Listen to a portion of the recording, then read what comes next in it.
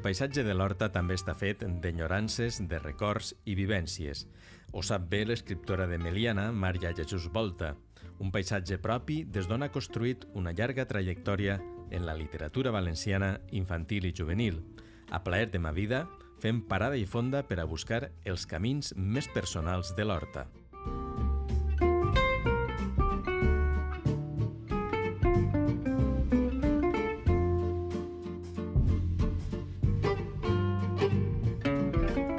Soc detallista, vaig molt al detall, la qual cosa vol dir que soc molt lenta escrivint, perquè me recreo molt en les escenes, en els detalls, en les descripcions, i no sols perquè omplic moltes pàgines amb les descripcions, sinó que també me costa d'elaborar, evitar les repeticions, buscar molts sinònims, buscar moltes imatges, que d'alguna manera, evidentment, estàs enriquint el text, que jo crec que també és la funció, en definitiva, dels escriptors, és a dir, contar una història, que moltíssima gent pot contar-la, però jo crec que un escriptor o una escriptora bona ha de poder oferir una mateixa realitat que existeix al seu voltant, però amb un format diferent. La complicació que implica per a adults, com som els escriptors, de situar-nos en l'edat que requereix el teu text. És a dir, baixar de l'edat que pugues tindre, de l'experiència que hagis tingut en la vida, a submergir-te en un xiquet o una xiqueta de 6 anys, 7 anys, com veu el món, com viu el món, què entén, què comprèn, què sap, què no sap, això per a mi és la part més complicada. I de fet, quan llegeixo literatura infantil, la primera cosa que detecte és si realment l'autor o l'autora me convenç, en el sentit de si crec que s'ha situat a l'altura del lector o de la lectora o no.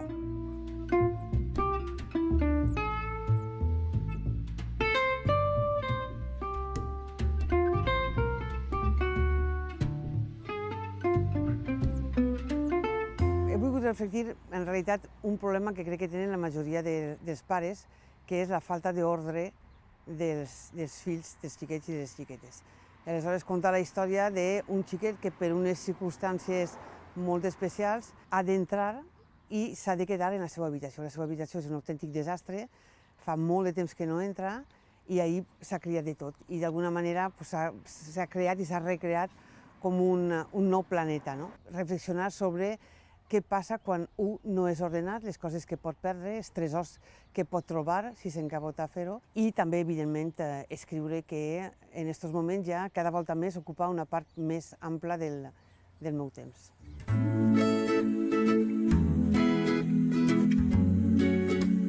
Per començar, podríem dir que aparentment aquell dimecres semblava un dia com qualsevol altre, ni més calorós ni més fred, ni més llarg ni més curt, ni més divertit ni més avorrit. I també podríem dir, per tant, que Titu i Piguet havien tornat de l'escola i s'havien tancat ràpidament a la saleta on solia cosir la iaia Estefania, que, per motius que prompte descobrireu, havia esdevingut territori privat de Titu.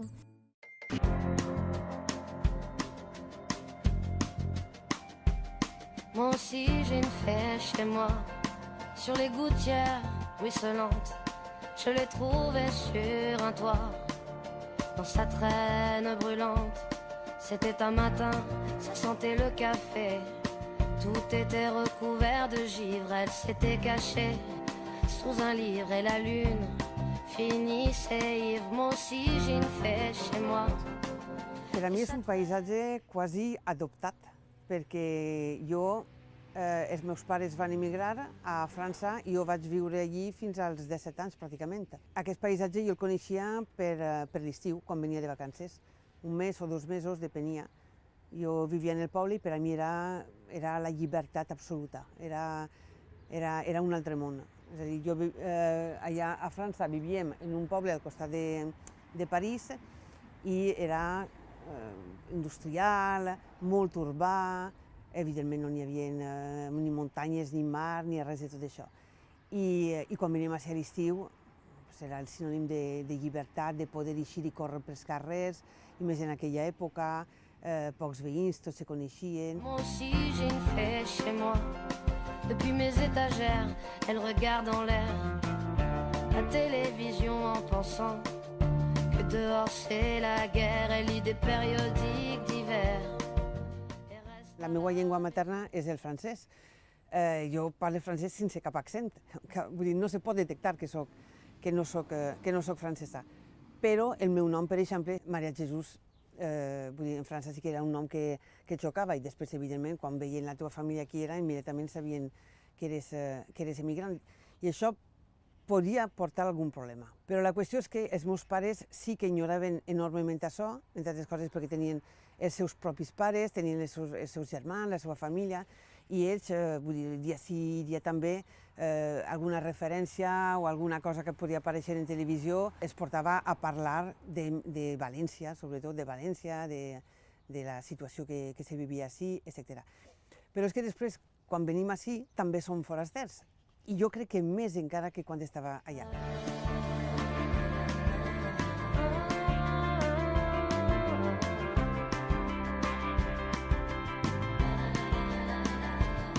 Moi aussi j'ai une flèche chez moi, et lorsqu'elle prend son déjeuner, elle fait un bruit avec ses ailes grillées. El problema que és quina forma li dones, quin to li dones, quina informació vols destacar, quina creus que haurien de tindre i quina més val no ferir en el moment o per a aquesta edat, perquè penses que possiblement o ells no poden entendre o no hi ha ningú que la pugui explicar al seu voltant, perquè a voltes s'ha d'ajudar a llegir també. Crec que el conte curt, per exemple, és molt complicat per a mi. La poesia és molt complicada, però per què? Perquè de tot un diccionari que tens has de triar les paraules justes, les paraules concretes, perquè o no tens molt d'espai, com és el cas de la poesia, o has de dir moltes coses en una línia, en una paraula, en dos com a molt. En el conte infantil passa un poc igual, és a dir, s'han de triar molt. És a dir, tu has de ficar totes les paraules damunt la taula i has de dir, Pinxeta, mira, agafa ixa la fica ahí, però van bé les dues juntes, doncs igual el xiquet no entén el joc de paraules, no entén la imatge o entén una altra cosa que seria encara pitjor. Aleshores, bueno, doncs ixa va fora, a veure en busca una altra, etcètera, etcètera.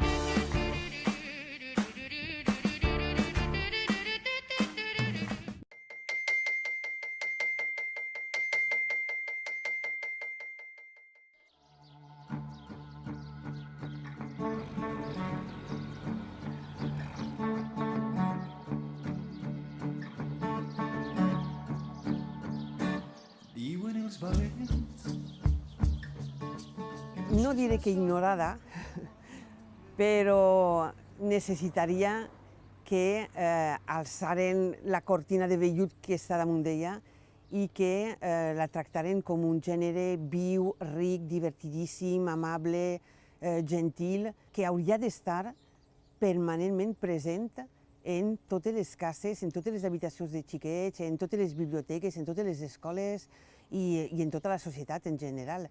I hauria de ser una prioritat tan primera que no entenc com és possible que en moltes cases no hi hagin llibres de lectura o que, per exemple, jo que soc professora, que els meus alumnes te diguen que ells no recorden quan els seus pares els varen llegir al llit, per exemple, una activitat que dius que en principi crec o vull pensar que tots els pares han fet fins a una certa edat, però que a partir d'un cert moment o perquè el xiquet s'entén o la xiqueta ja sap llegir, ja se pot defensar, i és com si els pares dimitiren.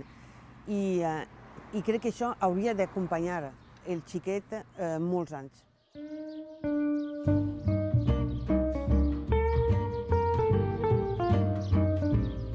Tengo una niña de 5 años y bueno, nosotros tenemos un hábito diario de lectura. Todas las noches leemos o trabalenguas que nos gustan mucho, adivinanzas, chistes, de todo. La veritat és que sí, perquè ens agrada molt llegir i jo crec que ells, com veuen que els pares lligen, ells també han... Vull dir, és una cosa que tenen el día a día muy presente. Siempre que podemos aprovechamos y leemos, sí, porque a mí me encanta leer y es un hábito que tengo desde jovencita e intento que ellos también pues lo copien y lo vean como una rutina. contes infantils més a la menuda y a la mayor pues ya es comença a llegir noveletes. Todas las noches, cada vez que meto al nano en la cama y demás, él tiene el libro, que va cogiendo cada vez uno de los libros que tiene allí y siempre leemos un poco todo lo que hay, sobre animales, sobre algún superhéroe que le gusta a él. Que has de dir sí, has de dir sí, has de dir sí, mamá. Diuen els covards que tenen el que tenen perquè van... El ritual d'entrar en una llibreria amb el teu fill o la teua filla, de mirar llibres, no és obligat comprar, però comentar una portada, mirar pues mira, aquest autor ja l'havíem llegit, el conec, l'he vist, el meu professor o la meva professora m'ha parlat d'ell.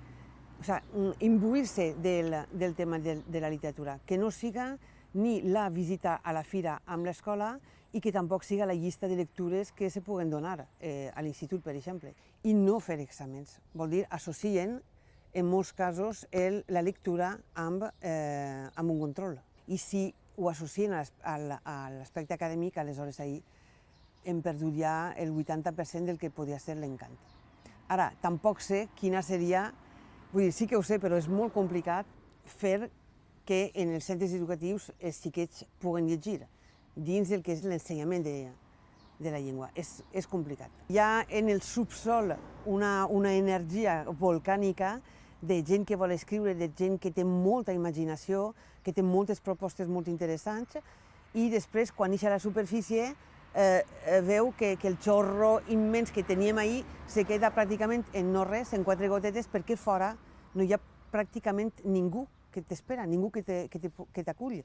I aleshores ahir, clar, ahir hauríem d'estar parlant ja d'inversions, hauríem d'estar parlant de polítiques, hauríem d'estar parlant de creació de públic, de foment de fires, de tindre cura dels autors i de les autores, de les editorials, dels traductors, dels il·lustradors i les il·lustradores que, pobres meus, són ja els últims de... Tot i que és cert que des de fa uns anys hem de dir que la cosa està canviant, sí que s'han notat alguns canvis i sí que n'hi ha molta més presència de literats i d'il·lustradors i n'hi ha més moviment, diguem-ne.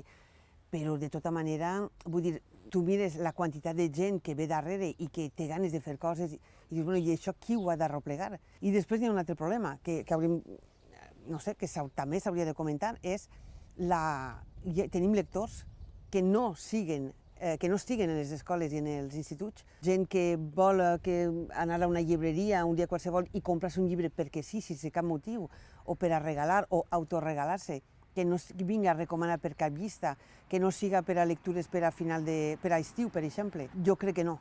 Jo crec que tenim molt poca gent que ho fa.